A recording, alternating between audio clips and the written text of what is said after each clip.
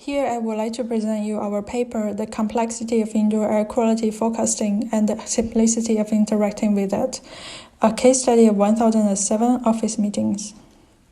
What motivates us is the fact that poor indoor air quality can cause discomfort and unproductivity when we are working. At the same time, CO2 is a good indicator for assessing the overall air quality, so it was chosen as the environmental parameter for this paper. Different from current standard, we choose a more conservative benchmark, 600 ppm, to achieve the excellent indoor air quality for decision-making for the context of meeting. There has been numerous work done so far to address the communication of it. Built upon them, we introduced the air quality forecast into the picture, followed by the research questions here.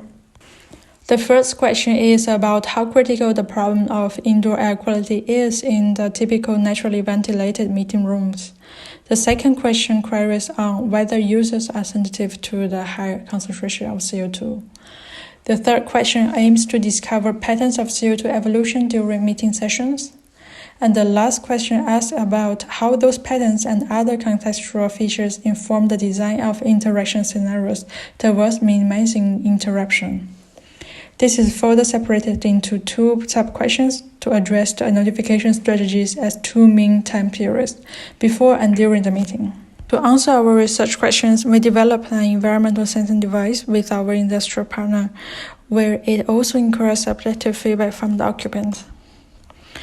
About our first research questions, 55% of the collected 1-hour meetings had issues with not optimal CO2 levels, while the occupants were not sensitive to it.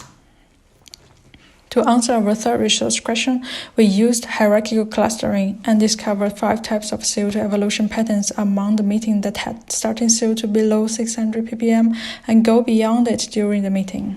In addition to the 5 CO2 evolution types that we discovered, there are 2 additional types that are not in the clustering process: the meetings with starting CO2 above the benchmark and the meetings kept below the benchmark. These resemble the classification criteria. We have identified 13 features that could be used to predict the pattern before the start of the meeting. Separating the study of 2 time periods into 2 surveys, we further move on to the research questions on users' perceptions of priorities of indoor air quality management in relation to interruption and contextual features. In the first survey, we introduced the interruption rate, which comes from the distribution of the time that CO2 was firstly above the benchmark. Combining with weather and social context, we find that firstly, if the predicted rate is proximate to the first half of the meeting, or the certainty of it is high, participants prefer to open the window immediately, so we will notify them before the meeting. Meanwhile, they are most sensitive to the time proximity of the interruption rate, followed by the weather condition and minimal on social context. In the second survey, we display 3 urgency types on 3 modalities. The results shows that public notification and clear timing lead to a lower rejection rate, while combining the two is advantageous to display immediate rates on public display. In addition, the participants consider to initiate action when they were not the speaker.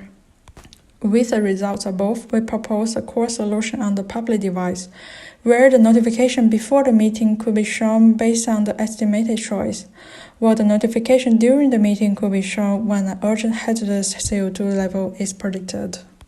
Extensively, ambient installation could also be considered for notification before the meeting, and low urgency notification could be made available to users who have special interest in indoor air quality via their personal devices. In conclusion, we have addressed the poor indoor air quality in naturally ventilated meeting rooms, presented 7 types of CO2 evolution patterns, and designed interaction solutions based on the 2 surveys. Thank you for your attention.